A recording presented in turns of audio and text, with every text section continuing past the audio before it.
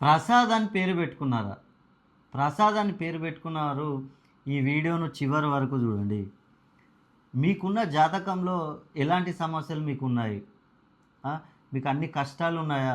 లేకుంటే మీకు లాభాలు ఉన్నాయా? మీకు పాజిటివ్ అంశాలు ఉన్నాయా? నెగిటివ్ అంశాలు ఉన్నాయా? అని మీరు తెలుసుకోవాలనుకుంటే ఒక్కసారి ఈ 9 గదుల బాక్స్లో కనుక మీ పేరును చాల్దియన్ సిస్టమ్ ప్రకారం వాల్యూస్ వేసుకొని చూసి దీంట్లో ఫిల్ చేసినట్లయితే మీకు ఈజీగా తెలిసిపోతుంది. ఇక్కడ ఈ చాల్దియన్ సిస్టమ్ ప్రకారం ఈ వాల్యూస్ వేసుకోవడం జరిగింది. ఈ వాల్యూస్ను దీంట్లో ఫిల్ చేసి చూద్దాం. ఇక్కడ పి అంటే దీని వాల్యూ 8. 1 2 3 4 5 6 7 8. 8 అంటే అనారోగ్యం. అనారోగ్య సమస్యలు తక్కువగా ఉంటాయి ప్రసాద్కి. 6 అంటే దీని వాల్యూ 2. 2 అంటే సంతానం. ప్రసాద్కి సంతానం కలుగుతుంది. ఏ అంటే దీని వాల్యూ 1. వివాహం.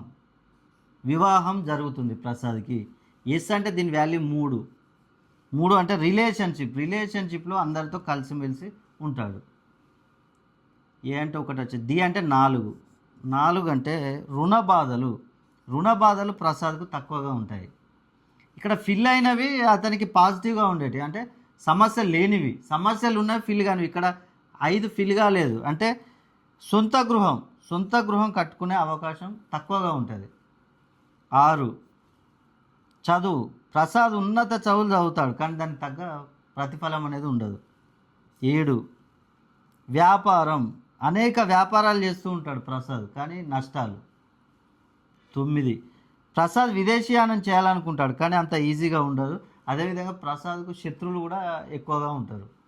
ఇక్కడ ప్రసాద్ పేరును మనం తీసుకున్నట్లయితే ఈ విధంగా చార్టులో సమస్యలు తెలుసుకోవచ్చు. అదేవిధంగా ఓన్లీ పేరుతోనే కాకుండా డేట్ ఆఫ్ బర్త్ ఉంటుంది ప్రసాద్. ఆ డేట్ ఆఫ్ బర్త్ను పేరును రెండింటిని కలిపి మెర్జ్ చేసుకొని చూసుకోవాలి. అలా చూసుకున్నట్లయితే మీ గురించి మీరు పూర్తిగా తెలుసుకోవచ్చు. అదేవిధంగా మీ ప్రసాద్ అని పేరు పెట్టుకొని మీకు ఏమైనా సమస్యలు ఉన్నట్లయితే మీ పేరులో సంఖ్యాబలం అనేది కరెక్ట్గా లేకుంటేనే మీకు అట్లాంటి సమస్యలు వస్తాయి. కాబట్టి మీ పేరులో సంఖ్యాబలాన్ని మీరు 320 degrees పైన కనుక పెంచుకున్నట్లయితే మీకున్న ఇలాంటి సమస్యలైనా కూడా తొలగించుకోవచ్చు.